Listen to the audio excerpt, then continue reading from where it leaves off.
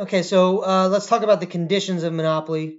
Okay, so in like lecture 2 or 3, we talked about Pareto efficiency, and we also talked about allocative and productive efficiency.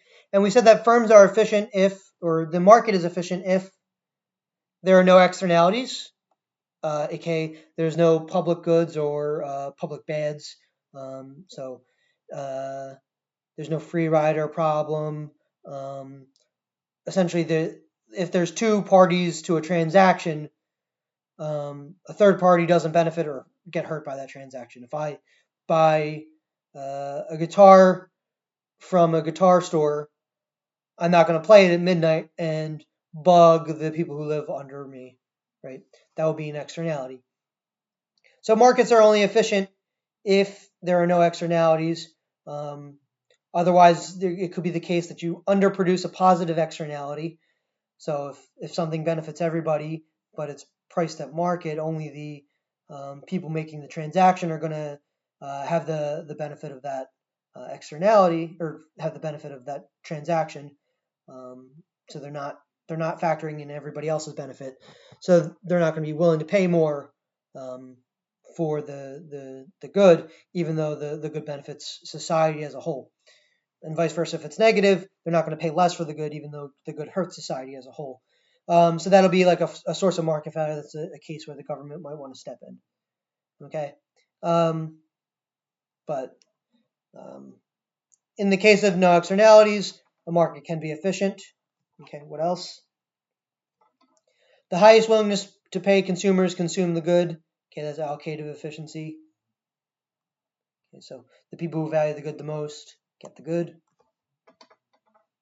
Lowest cost producers sell the good. That's productive efficiency. Okay, so you want the people who you want the firms that enter the market to be the ones that are the most competitive. Okay, so you combine the two, you have productive and allocative efficiency.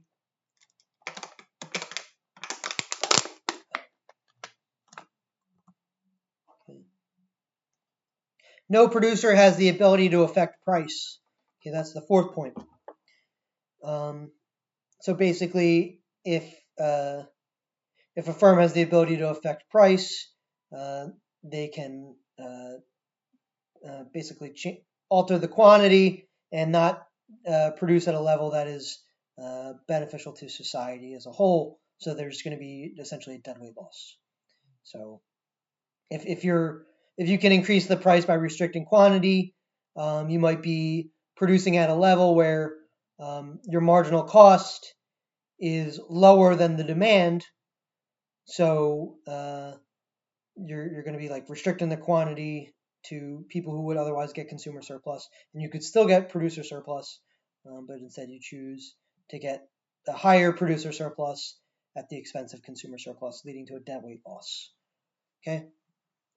Um, so none of this happens in perfect competition. There's no externalities. It's both productively and allocatively efficient, and the producer has no ability to affect price. They are price takers. In Monopoly, however, at least the last condition is violated, and potentially all of them can be violated. Um, so we can't say whether or not there's externalities for a particular monopoly, but let's say there's a monopoly on a vaccine. Well, yes, externalities for sure. Okay, if one company controls the vaccine, well, they might underproduce it. Let's say they're not acting altruistically, they're not acting on behalf of the populace, they're just acting on behalf of profits, which in my opinion is a bad short run decision, even if that is the profit maximizing decision. um, there's like so much brand recognition you can get from being altruistic in that sense.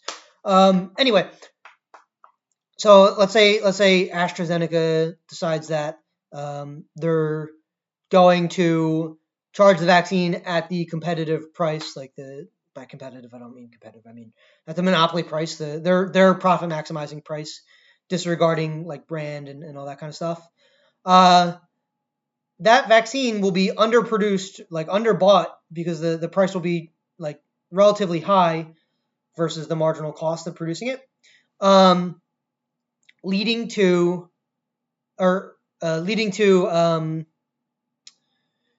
essentially underproduction, which instead of, because this has a positive externality, underproduction means that the societal benefit is lower.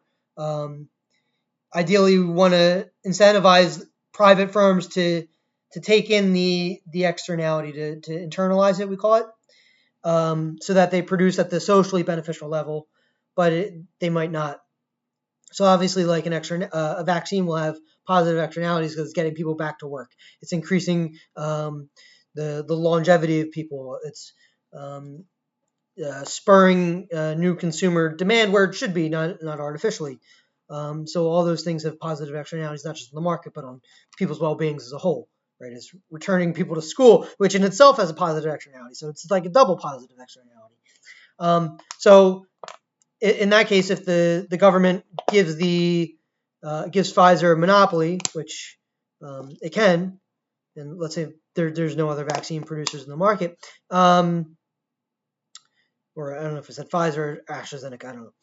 If it gives the firm the monopoly, what I would do is I would basically, if the firm is committed to acting short run profit maximizers instead of like long run like brand considerations and all that, like if they're thinking only in terms of like Econ 1 stuff, I would, as the government, subsidize them so that they essentially make a profit by decreasing their price and producing at the socially optimal level. That would be my thing. Basically, I would put a price ceiling on the vaccine and subsidize the production so that the supplier isn't artificially constrained to produce at that. So I would put a price ceiling on there. I would use tax revenue to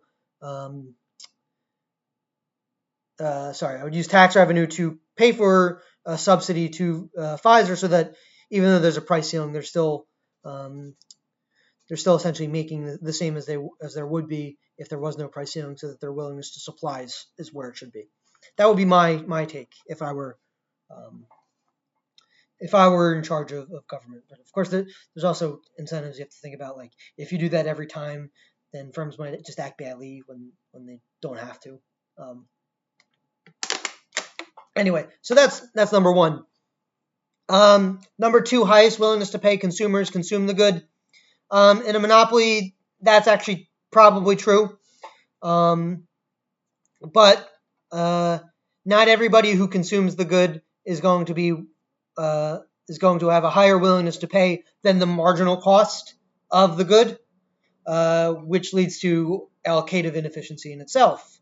So basically, you want to consume the good if your willingness to pay is greater than the marginal cost. Otherwise, it's not allocatively efficient, which a monopolist will do. It will stop this allocative efficiency. So that's bad. Lower cost producer sells the good. Not necessarily true. In a monopoly, sometimes that's the case. Sometimes it's a monopoly because they're the lowest cost producer. And if there was a second producer in the market, they wouldn't be able to afford splitting the market in half. Sometimes that's the case. Sometimes it's the case that a monopoly is just there because they were the first. Okay. Sometimes a monopoly exists because it's a government-based monopoly.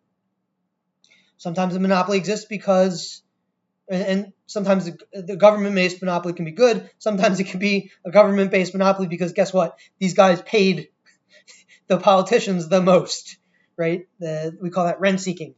So that doesn't necessarily have to be the lowest cost producer. There's a few different ways in which a monopoly might not be the lowest cost producer. It could be regional monopolies where one region has a low cost producer, one region has a high cost producer.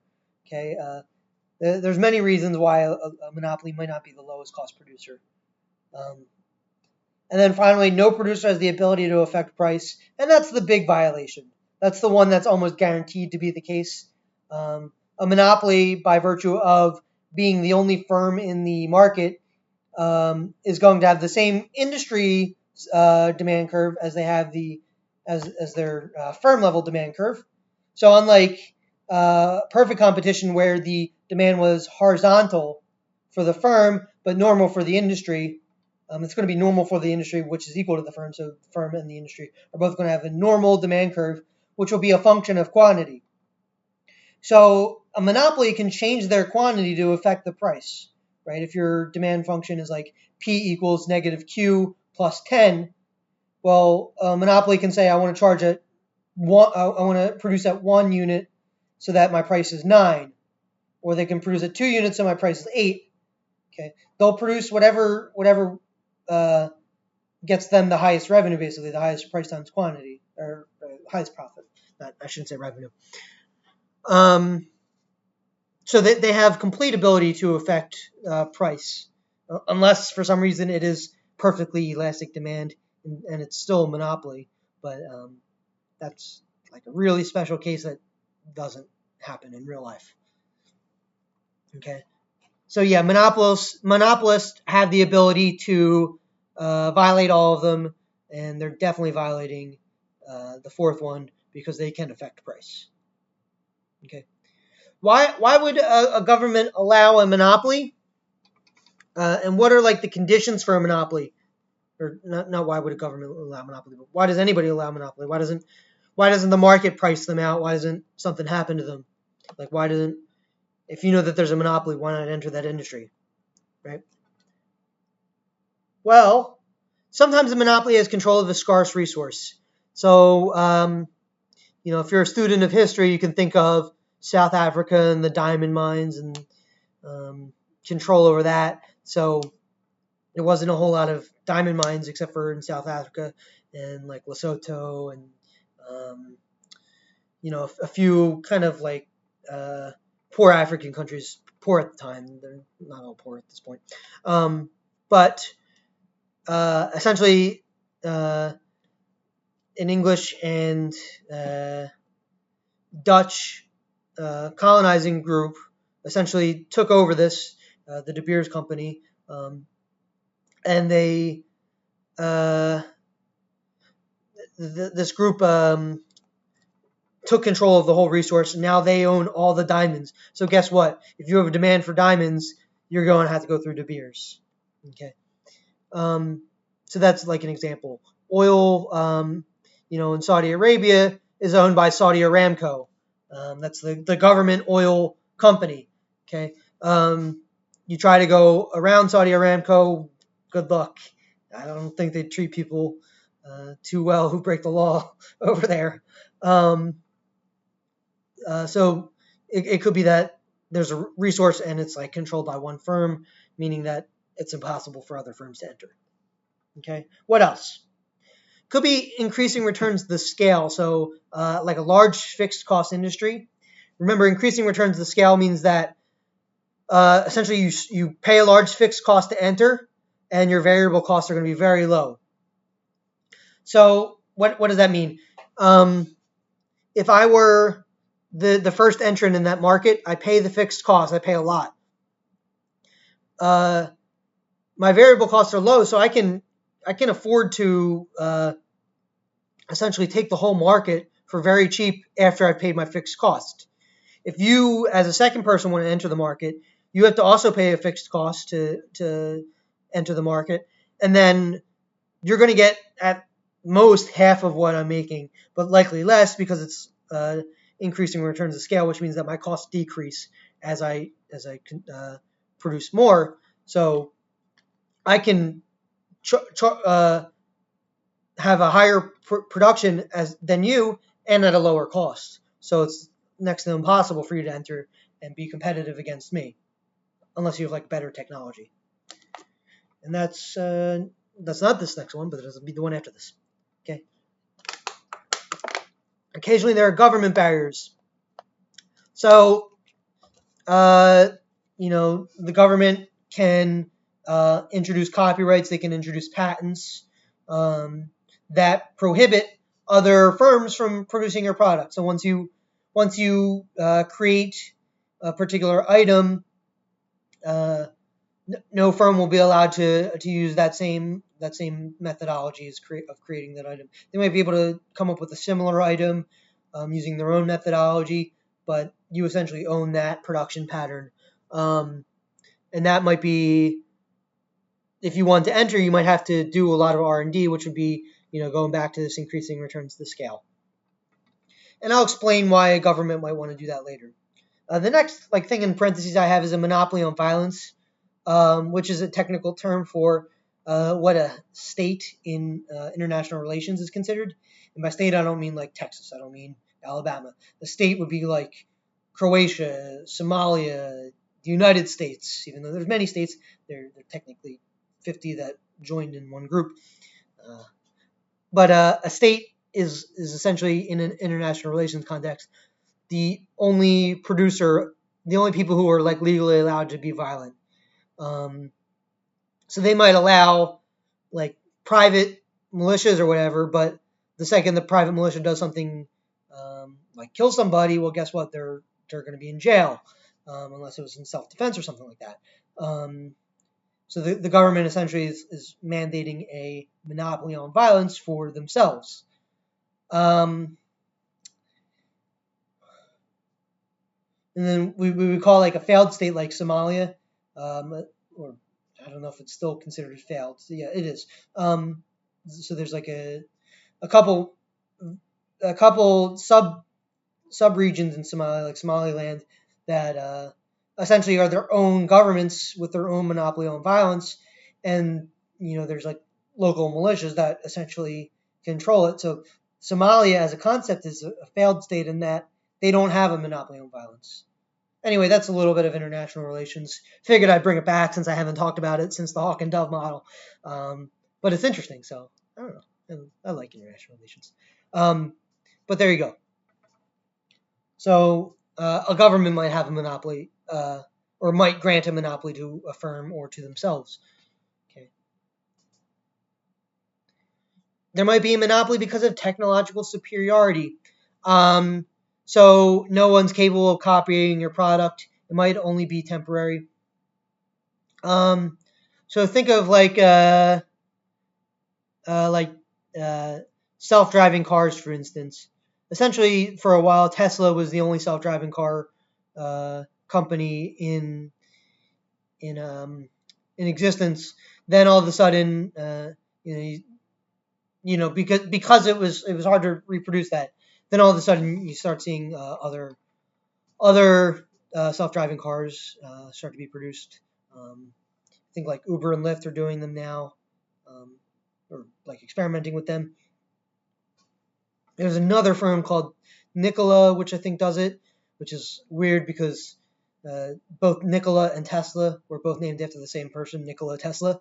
It was a famous Serbian engineer and industrialist who worked under Thomas Edison and famously got screwed over in the movie The Prestige, if you ever see it.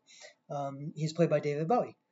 Anyway, so there is a possibility that you might be a monopoly because you have technological superiority, but that only lasts for a little bit until other firms are able to copy your tech or beat your tech. Okay. So for a while, Coca-Cola was the only firm that could produce Coca-Cola, or a carbonated beverage like that, until Pepsi kind of figured it out. Coca-Cola doesn't have a government monopoly; they just have a secret formula that they keep in a vault. But there's, Pepsi was able to more or less produce the same thing. So Coca-Cola and Pepsi kind of exist in an oligopoly, and maybe in the larger context, monopolistic competition, if you consider soda the market. I don't think I have it here, but the last thing I would want to mention is networking effects. This kind of goes back to increasing returns to scale as well.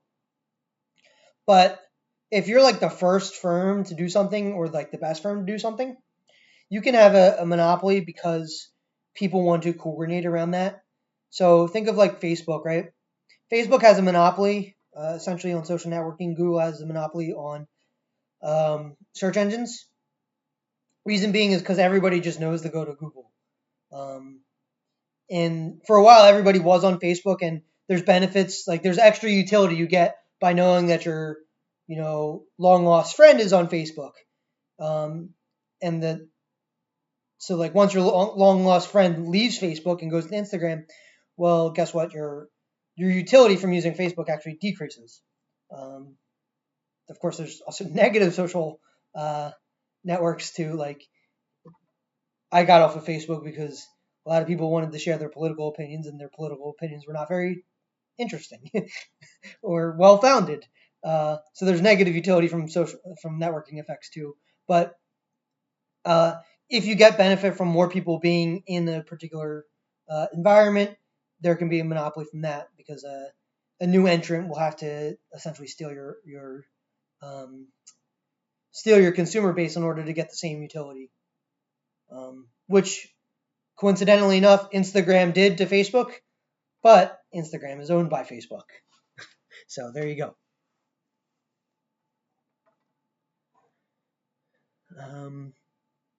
All right, so let's stop there, and I'll go into why the government creates monopolies.